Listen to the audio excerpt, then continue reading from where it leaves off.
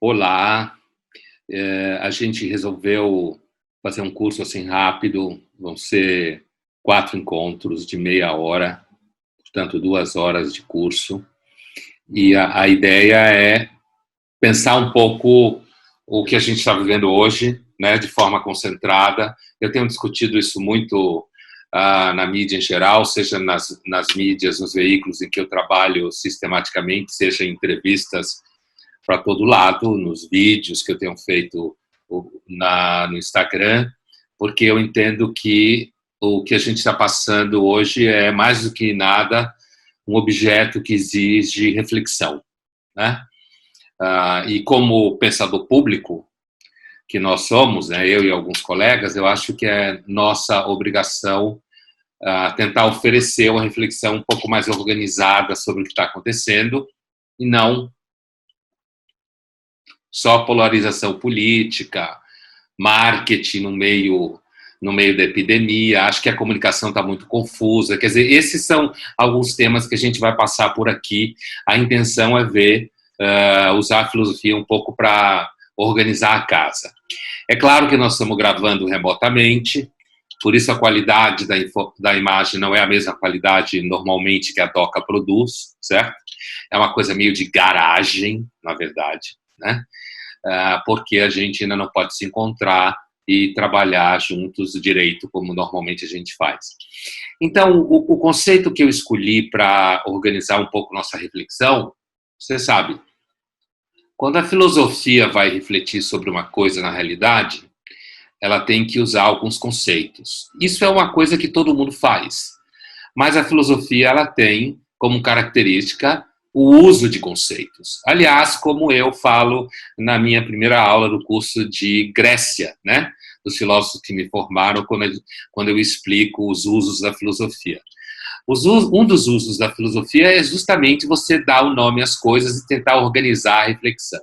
O conceito que eu escolhi para organizar essa reflexão, que claramente não visa esgotar o que está acontecendo, né? Nem visa dar um formato definitivo, porque a primeira coisa que eu gostaria de dizer para vocês é que, independente do que circula por aí, no fundo, a gente sabe muito pouco sobre o que está acontecendo, então existe um grau gigantesco de incerteza correndo, né? E a incerteza é uma coisa com a qual nós, podemos dizer, grosso modo, 200 anos, 100 anos, de forma radicalizada nas últimas décadas, a incerteza é alguma coisa com a qual a gente não está acostumado a lidar. Nós temos uma sociedade bastante de controle, né? Cheia de previsões, né?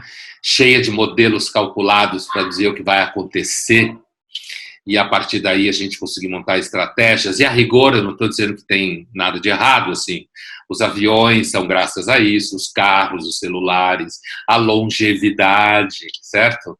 A melhor qualidade de vida no sentido biológico, a organização do Estado, tudo isso é fruto da nossa capacidade de controle.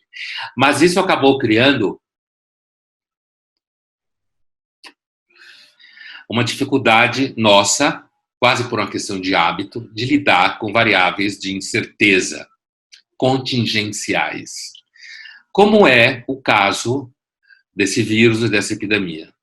É uma invasão da contingência no nosso dia a dia.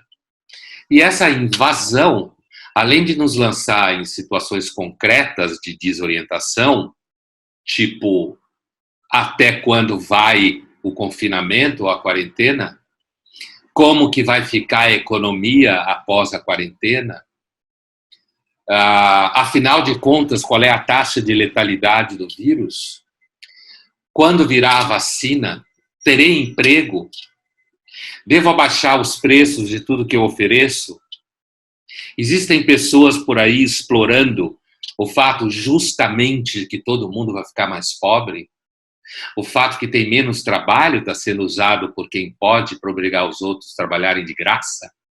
Quer dizer, um conjunto de questões que vão também passando por quem está certo na organização do enfrentamento da epidemia, se Bolsonaro ou se Dória, certo? Para falar da polarização, eu quero dizer, a gente tem uma gama de questões incertas e questões contingenciais.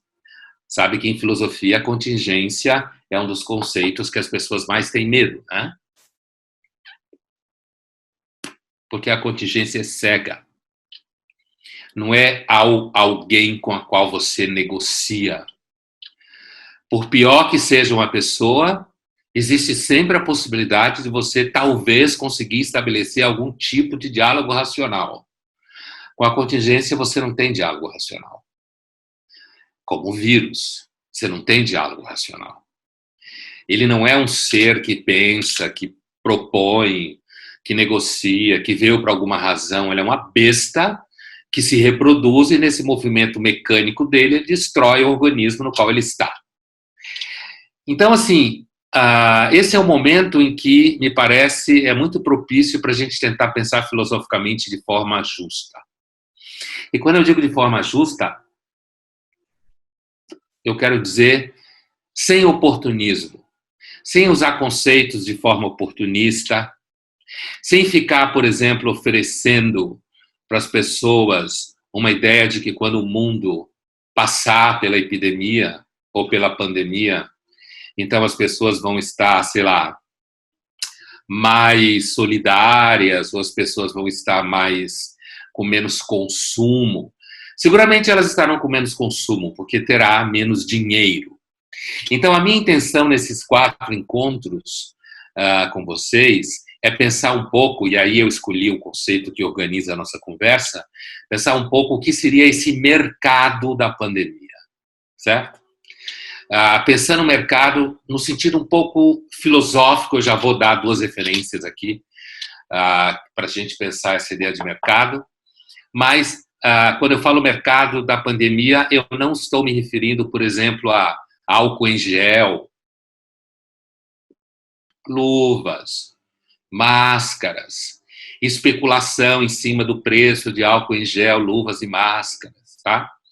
Eu não estou falando mercado no sentido do custo dos ventiladores, que os médicos chamam de ventiladores, mas que no uso cotidiano do hospital, mas que é, na verdade, respiradores mecânicos e artificiais que o paciente que entra em colapso pulmonar precisa para continuar vivo, e daí, quem sabe, voltar ao funcionamento pulmonar. Você usa o termo no jargão médico é ventiladores, né? O preço de ventiladores, ou o preço de produtos químicos para fabricar remédio, as especulações possíveis da China começar a botar os dentes para fora, já que ela economicamente é a que provavelmente sairá mais organizada dessa epidemia, né, dessa pandemia. Então, eu não estou falando mercado nesse sentido. Eu estou falando mercado num outro sentido, que também é filosófico e que está mais intimamente ligado à própria origem do pensamento sobre o mercado. Eu estou me referindo ao mercado no sentido moral, tá? Já vou explicar. Mercado no sentido moral, que nos leva diretamente às relações econômicas também. Por quê? Porque as atividades econômicas são atividades morais, né? Não é à toa que aqui a primeira referência, nesse primeiro encontro, para pensar um pouco o conceito, né? A primeira referência não podia deixar de ser o Adam Smith. Em pleno século XVIII, o filósofo que escreveu O Enriquecimento nas Ações, que é considerado uma espécie de pedra filosofal da sociedade comercial, como ele falava, ou da sociedade de mercado, como a gente fala, ou do capitalismo, como vai dizer o Marx, o capital, né? A gente não pode deixar de refletir sobre o Adam Smith, seja na sua concepção de enriquecimento das ações, seja na sua principal obra, pouco conhecida fora do mundo acadêmico, que é Tratado dos Sentimentos Morais. Tratado dos Sentimentos Morais. Adam Smith fazia parte de um conjunto de filósofos que ficaram conhecidos como Iluminismo Britânico. Essa referência é muito usada por uma historiadora americana, Gertrude Himmelfarb, ou Gertrude Himmelfarb, ela de origem alemã, que no seu livro Caminhos para a Modernidade, ela tem um capítulo específico em que ela intitula British Enlightenment, Iluminismo Britânico, onde ela vai definir o iluminismo britânico por oposição ao francês, que é mais conhecido entre nós. O francês ela vai chamar de ideologia da razão, ou seja, o iluminismo francês, como a gente aprende mais aqui no Brasil, é racionalista, anticlerical, contra a religião, considerava a religião trevas, né? Ignorância, superstição. Claramente republicano, muito mais violento, tanto que o iluminismo está intimamente associado à Revolução Francesa, o iluminismo francês. A Himmelfarb vai se referir ao iluminismo britânico como uma sociologia das virtudes, tá?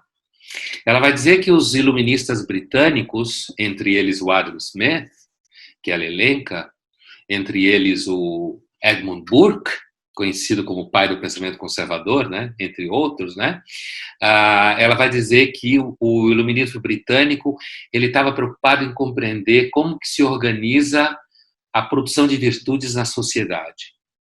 Que comportamentos levam a gerar virtude, a ampliar a virtude ou piorar a virtude, né? Quer dizer, piorar a virtude significa produzir vícios, que é, grosso modo, o oposto da virtude. Por isso que a Himmelfarb vai chamar o iluminismo britânico de sociologia das virtudes. E ela vai dizer que os iluministas britânicos estavam preocupados como que na sociedade que tipo de atitude promove virtudes e que tipo de atitudes promove vícios. Daí sociologia das virtudes. Dentro desse universo específico, o Adam Smith, no seu Tratado dos Sentimentos Morais, o vínculo entre moral e sentimento é uma coisa bastante presente entre autores britânicos do 18 e 19, David Hume, no 18, John Stuart Mill, no 19, famoso utilitarista, falava em moral affection, certo? Se a gente for traduzir, a gente traduz por faculdade dos sentimentos morais, né? Porque a afecção moral em português dá em doença, como a afecção respiratória, no caso do corona. A gente não usa afecção em português no sentido que se usa em inglês. Affection não é só doença, né? Então, o Adam Smith ele vai se perguntar, entre tantas outras coisas, qual é o impacto do enriquecimento das ações nos sentimentos morais. E ao privilegiar a ideia de sentimentos morais, ou de moral affection, como no caso do John Stuart Mill, já no 19, começo do 19, o pensamento britânico aponta para o fato de que a vida moral ela não é só decorrente de decisões racionais, como pensava, por exemplo, o iluminismo francês, ou como pensava o grande filósofo Immanuel Kant, na Alemanha, no final do século XVIII, né, com a sua famosa crítica da razão prática e seus imperativos categóricos, haja de modo tal que seu ato possa ser erguido em norma universal de comportamento, os britânicos vão ser, de certa forma, eu diria, quase mais tímidos, mais modestos. Não no sentido pejorativo, mas no sentido de pensar que o comportamento moral ele tem várias referências e que a vida dos sentimentos, daquilo que toca, no sentido de clichê, nossas emoções, ou daquilo que nos impacta, né? Quando se fala em empatia, por exemplo, é um clichê que está se girando ao redor disso, os britânicos vão se perguntar, afinal de contas, quais são os atos que nos levam a ser mais morais ou menos morais. E esses atos transitam pelo espaço dos afetos, daquilo que nos afeta, daquilo que nos faz bem e daquilo que nos faz mal. Não é à toa que a escola ética do final do 18, começo do 19, eu pretendo tocar nesse assunto um pouco mais para frente, não é à toa que a escola conhecida como utilitarismo, da qual um dos maiores representantes é justamente John Stuart Mill, vai refletir sobre o vínculo entre bem-estar e ética. E vai levantar a dúvida se o mal-estar não pode levar as pessoas a agir de modo antiético. Mais ou menos assim, se a situação é tão ruim, as pessoas se acomodam à miséria moral.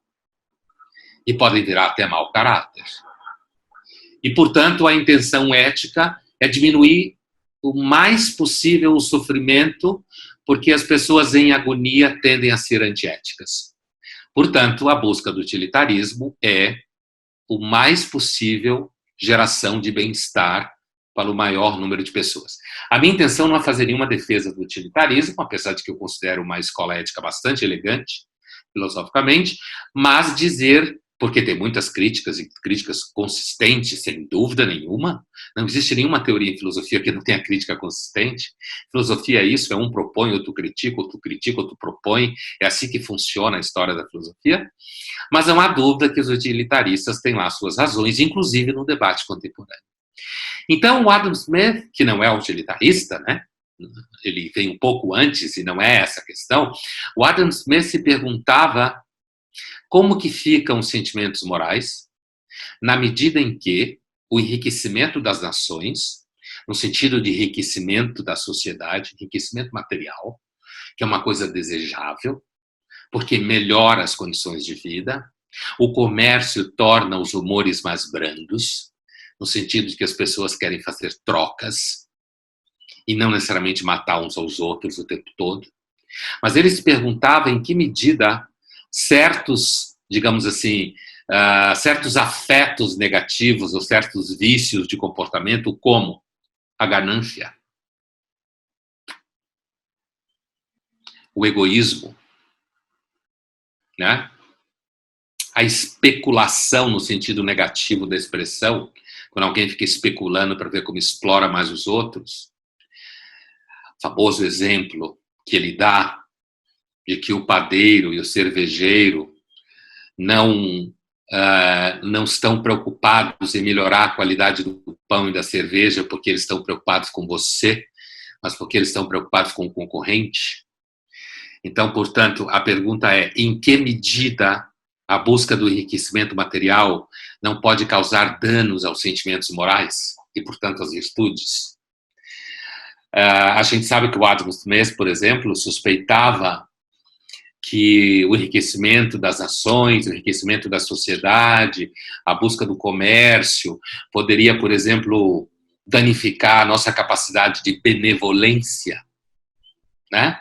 A nossa capacidade de generosidade, a nossa capacidade de ser honesto. Então, é importante perceber que não se trata aqui de uma recusa da sociedade comercial, como ele falava, mas da consciência de que existe um vínculo moral profundo na relação econômica. E que esse vínculo moral profundo, ele pode, a depender da situação, balançar mais para um lado do que para o outro, tornando a discussão simples, porque eu não acho que seja dicotômico, assim, bem e mal, tão facilmente delineável, assim como bem e mal. Mas em que medida a relação econômica ela pode se transformar numa relação antimoral? No sentido de ser uma relação que acaba destruindo as virtudes morais. Lembre-se de que eu segui aqui no começo a historiadora Himmelfarb, quando ela define o iluminismo britânico, a diferença do francês, que era um racionalismo radical, como uma sociologia das virtudes. Ou seja, uma tentativa de perceber como que a sociedade funciona na sua geração de virtudes e na sua geração de vícios. Né? Bom, mantenha isso na sua memória. A relação de mercado pode produzir vícios, e é claro que isso parece muito óbvio para todo mundo. Parece muito óbvio, mas o truque é em que medida certos vícios públicos, ou certos vícios privados, melhor dizendo, podem gerar virtudes públicas. Né? Como se perguntava Mandeville, autor da famosa, quase uma epopeia, né? Sobre um grupo de crianças que são abandonadas numa ilha, num naufrágio, e essa história se chama O Senhor das Moscas, e ali as crianças começam a gerar vícios e virtudes como uma espécie de laboratório, um livro que é uma espécie de laboratório para entender como se formam virtudes ou vícios. Bom, a outra referência é Hayek. Eu quero fazer uso aqui também do famoso economista Friedrich Hayek, austríaco, esse do século XX. Todos os liberais conhecem o Hayek, quando ele define o mercado como uma espécie de entidade, né? Uma espécie de sistema que funciona de forma espontânea e expandida. Ele vai se expandindo sem que ninguém, de fato, o organize plenamente. E essa expansão se dá de forma espontânea, na ação das pessoas em geral, né? E esse processo de expansão espontânea, que é a ideia muito conhecida de que o Estado não se meteria muito na vida das pessoas, né? O pensamento liberal, essa expansão espontânea geraria justamente o enriquecimento por conta da ação de múltiplos agentes, sem que ninguém tentasse meter a mão e planejar isso. E apesar disso parecer muitas vezes violento, seja lá o que for, segundo o Hayek, romper com essa ordem espontânea e expandida seria um caminho, como ele chamava às vezes, de uma rota em direção à servidão, que seria os sistemas socialistas de economia planejada, em que o Estado mete a mão e começa a planejar a economia. Então, essas duas questões básicas eu queria que vocês tivessem em mente. Né? A ideia de que existe um vínculo moral profundo entre economia e moral e ética e comportamento e virtudes e vícios, não só na chave da crítica banal ao capitalismo, que todo capitalista é filha da puta, ou seja lá o que for, né? Mas sim entendendo que as ações econômicas são ações morais de agentes que tomam decisões em determinados ambientes e que essas decisões, assim como o meio no qual elas são tomadas, podem levar você a um comportamento mais vicioso ou um comportamento mais virtuoso.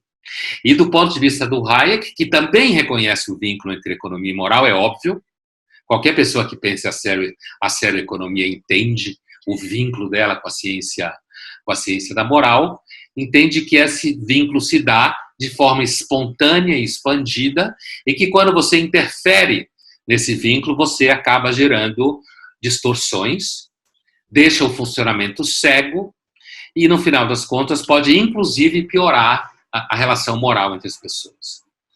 E por que essas duas definições não serão úteis? Porque eu quero refletir com vocês brevemente, nesses 4 encontros, se a gente poderia olhar para as reações que as pessoas, que a mídia, que a ciência, que os políticos estão tendo ao longo dessa epidemia, mais imediatamente pensando no caso do Brasil, que é a nossa questão aqui mais, digamos assim, mais doméstica, né? Como que, pensando essa epidemia como um mercado, na medida em que foi determinado um certo parâmetro para essa ordem, né, no sentido de agentes, elementos, objetos, oferta, demanda, desafios, né? Em que medida a pandemia, e aqui no Brasil especificamente, acabou circunscrevendo uma série de comportamentos, mas não só no Brasil, a gente não vai falar só do Brasil, né? Mas principalmente de ideias que fora do Brasil nos impactam aqui, como que isso pode ser compreendido numa chave de mercado. E lembrando, de novo, a vocês, que eu não estou falando de mercado no sentido de produtos objetivos que são negociados dentro da epidemia, como produtos médicos, tá? Eu não estou falando disso. Isso daí é uma interpretação mais imediata da relação entre pandemia e mercado, mas não é tanto a reflexão moral que eu quero fazer, apesar de que, evidentemente, existe uma dimensão moral, assim como existe uma dimensão geopolítica. Quando se fala que a China provavelmente sairá da pandemia mais forte ainda do que ela já é porque ela venceu a epidemia primeiro e porque ela tem um governo altamente centralizador e esse governo aparentemente teve sucesso no controle da epidemia justamente porque é controlador. Então, nós vamos ter tempo aqui de pensar um pouco, e aí eu dou um exemplo do que eu estou chamando de mercado, no sentido econômico e moral, né, para a gente pensar um pouco mais para frente, que é a seguinte questão. Será que as sociedades ou alguns países do Ocidente mais acostumados a sistemas liberais, como o nosso caso aqui no Brasil, e aqui quando eu estou falando liberal, eu não estou falando liberal no sentido de mercado só, né? Eu estou falando liberal no sentido moral de comportamento, de liberdades, tá? Individuais. E estou falando também moral no sentido dos afetos morais, de como as pessoas vão se sentir e isso vai levá-las a ser mais virtuosas ou mais viciadas, né? Com comportamentos menos virtuosos. Mas quando muitos intelectuais têm se perguntado por aí, eu acho que a pergunta cai muito bem. Eu me lembro aqui de um especificamente, um filósofo coreano radicado na Alemanha, que eu acho muito bom, muito interessante sua reflexão, que é o Byung-Chul Han, né? Conhecido pelo seu livro Sociedade do Cansaço, que foi escrito há cerca de 10 anos, mas que continua valendo até hoje. Que é um livro que reflete sobre um conceito que se fala muito por aí, chamado burnout, em inglês. Exaustão. Mas que em português, acho que a ideia de sociedade do cansaço, para nós é mais clara, né? Mas o Byung-Chul Han refletiu há cerca de 2, 3 semanas atrás, se perguntando, será que algumas das sociedades ocidentais sairão da pandemia com a ideia de que talvez maiores sistemas de controle de comportamento, de cerceamento da liberdade, como existe na China, por exemplo? Será que algumas sociedades ocidentais sairão dessa epidemia achando que talvez seja uma boa ideia uma certa redução de liberdades em nome de maior segurança social, principalmente no caso da saúde, que é o caso em questão?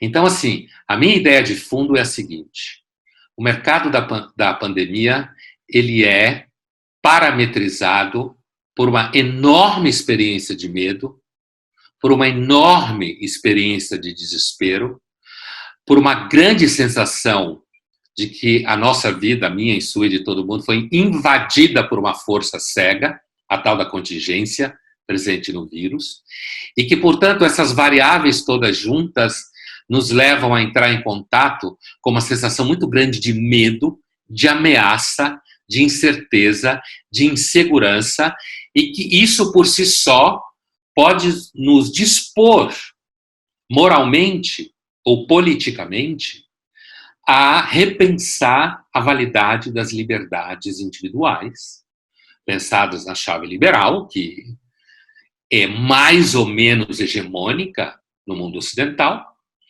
e se perguntar se uma sociedade em que o Estado tem a capacidade de controlar, por exemplo, a sua febre, certo?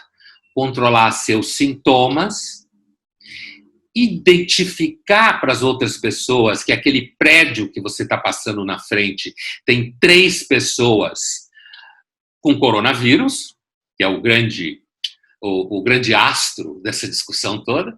Quer dizer, o astro dessa discussão é um vírus, uma força cega, estúpida, não inteligente, com a qual não se tem diálogo, certo? Portanto, é a mais pura manifestação da contingência tal como os filósofos gregos falavam. E aí a pergunta que aparece é, será que a gente vai estar disposto a negociar liberdades individuais? Porque estados com vocação mais coletivista, pensando em países como a China, ou mesmo Coreia do Sul e Japão, que são democracias, Singapura não é, mas Japão e Coreia, que são sociedades democráticas, mas que são todas, de certa forma, também construídas por influência de um certo confucionismo chinês. A gente sabe que o filósofo Confúcio, que marcou profundamente a China e o Oriente, entendia que o valor de uma pessoa nasce do valor que ela tem para o coletivo, da importância que ela tem para as pessoas com quem ela vive. Portanto, o valor não nasce da importância que você tem para si mesmo. A métrica é o valor que os outros veem em você. O que você soma à sociedade que você vive. E não aquilo que você soma à sua vida pessoal. Essa forma de pensar o que você soma à sua vida pessoal é o nosso entendimento, é a nossa métrica liberal, individualista em que a gente vive, que alguns acham que torna as medidas de controle da epidemia mais difíceis de ser implantada. Isso daí, por si só, pode criar um mercado que é um mercado ampliado de mecanismos de controle. As ferramentas já estão aí. As ferramentas, elas nascem, inclusive, da nossa interação com as redes sociais. As ferramentas nascem da própria interação entre redes sociais e inteligência artificial, dos rastros que a gente deixa na internet, das nossas compras, das nossas expectativas, das nossas curiosidades. E como diz bem a socióloga Shoshana Zuboff, no seu livro de 2018, final de 18, começo de 19, a era da vigilância, do capitalismo de vigilância, numa tradução direta, a era do capitalismo da vigilância, que eu saiba não está traduzido em português, as ferramentas já estão postas para que as marcas vigiem as pessoas e ofereçam a elas produtos mais fáceis delas identificarem como elas gostando dos produtos. Ou seja, o marketing seria mais preciso no oferecimento de objetos que você provavelmente gostaria de comprar. A questão da Zuboff associada mais diretamente ao mercado, mas essa questão pode ser associada também ao Estado. E a interação entre o Estado e o mercado pode produzir um sistema de segurança em que as pessoas se sintam mais seguras. Será que dentro dessa lógica do mercado da pandemia, em que vão se apresentando comportamentos novos, esses comportamentos vão agregando valor a diferentes decisões, sejam elas decisões dos gestores públicos, sejam elas decisões das pessoas mesmos, ou decisões das próprias empresas, né? Será que a pandemia não pode trazer à tona um tipo de comportamento moral que pode vir a ser mais valorizado, que é o comportamento em que você aceita que certas liberdades sejam diminuídas? Isso tudo significa dinheiro. Isso tudo significa publicidade. Vamos pensar um exemplo didático. Fique em casa, certo? E olhe, a intenção da minha discussão aqui, uma das razões que eu escolhi o conceito de mercado, porque é um conceito razoavelmente neutro, ele não é completamente neutro, né? Mas pensando na chave moral, ele fica um pouco mais neutro do que pensando apenas na chave econômica, que poderia fazer a nossa discussão uma discussão de defesa ou de ataque à sociedade de mercado. Eu estou pensando no mercado, antes de tudo, como uma ordem moral de sujeitos livres que tomam decisões, e essas decisões implicam tanto no sentido político, quanto implicam no sentido econômico, e no sentido do convívio com a família, com o trabalho, com as pessoas que trabalham com você e tudo mais. Eu escolhi o conceito de mercado porque eu não quero que você tente me alocar na polarização, num sentido didático, entre Bolsonaro e Dória. Eu não quero que você me coloque nessa polarização. E eu não estou falando do ponto de vista da polarização. Não porque eu não possa ter meus entendimentos privados sobre isso e aquilo, mas porque eu quero tentar fazer uma reflexão sobre o que está acontecendo a partir de um ponto de vista um pouco mais neutro, digamos assim, conceitualmente mais neutro. Como será que as pessoas vão se comportar e como elas vão ganhar dinheiro? Que decisões elas vão tomar, que investimentos morais elas vão fazer para garantir a sobrevivência delas? É claro que dentro dessa questão, tem uma questão que nós vamos ver mais para frente, nesses 4 encontros, que é esse debate aí sobre como o mundo vai estar, ou como as pessoas vão estar pós-pandemia. Principalmente porque a própria noção de pós-pandemia é uma noção gradual. Não é uma noção de uma segunda para terça, né? A noção de pós-pandemia é uma noção em gerúndio. É um processo que, em alguns países, nesse momento em que eu faço essa gravação desse curso para vocês, é um momento em que, por exemplo, a Alemanha está começando a se abrir, né? A Itália e a Espanha já começam a pensar, a França já marcou o início de maio como final do seu confinamento. Esse final significa um final gradual. Ninguém está falando de vamos, a partir de amanhã, fazer um show de rock and roll ou um churrasco na cobertura e na laje e vamos convidar 40 pessoas e vamos ficar beijando na boca de todo mundo. Não é essa a discussão, tá? Não é uma discussão delinquente. Mas a gente vai pensar um pouco mais para frente, afinal de contas, em que momento nós vamos decidir que é hora de correr mais riscos. Uma vez que, enquanto não vier vacina, a única forma da gente sobreviver à epidemia é produzir imunidade de rebanho. E essa imunidade de rebanho significa entrar em contato com o vírus e a maioria sobreviver. Existem decisões morais difíceis a ser tomadas. Existem pessoas que vão ganhar dinheiro ou perder dinheiro dependendo das decisões que forem tomadas, inclusive pelos governos e pelas empresas. Isso tudo é o mercado da pandemia. Quando alguém agora está pensando em transformar todo o seu curso numa instituição de educação pelo ano de 2021 inteiro em EAD, ele está tomando uma decisão de mercado. Ele está investindo na ideia de que vai ser o ano inteiro de pesadelo. E quando eu digo pesadelo, não é o ano inteiro de pico.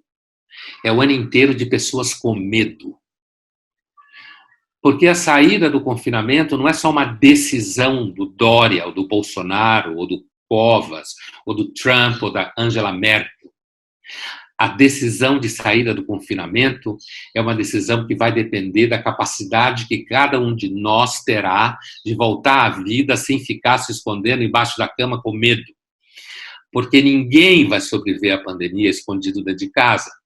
Então, portanto, quando eu falo de mercado da pandemia, eu estou pensando num conjunto de elementos que nos levarão a tomar atitude X e Y. Quando eu digo nós, somos nós, cidadãos, e nós, governos, empresas, ciência, né?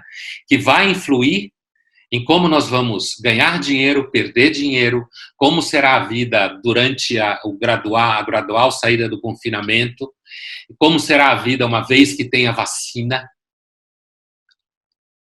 Pessoal, esse confinamento vai ter efeitos econômicos, sequelas econômicas que vão durar mais de um ano. Quem está com 25, 35 anos agora, vai passar alguns anos da sua vida para conseguir recuperar o que tinha antes da epidemia. Isso que significa danos econômicos. Quando se fala em economia, não está se falando de dono de banco, não está se falando de especulador da bolsa, sem entrar no mérito judgmental, como se fala em inglês, mas eu estou fazendo essa diferença para você entender que quando se fala de economia, está se falando de ciência social, está se falando de como as pessoas produzem a vida. E aí você tem um cruzamento cruel com o problema das mortes. Então nós estamos vivendo um momento em que seria o pior momento para se ficar brincando de polarização e de querer ficar se mostrando que é super Dória ou super Bolsonaro, anti-Dória, anti-Bolsonaro. É o momento que a gente precisa pensar como adulto, e pensar como adulto é sempre pensar, no final das contas, de uma forma filosófica.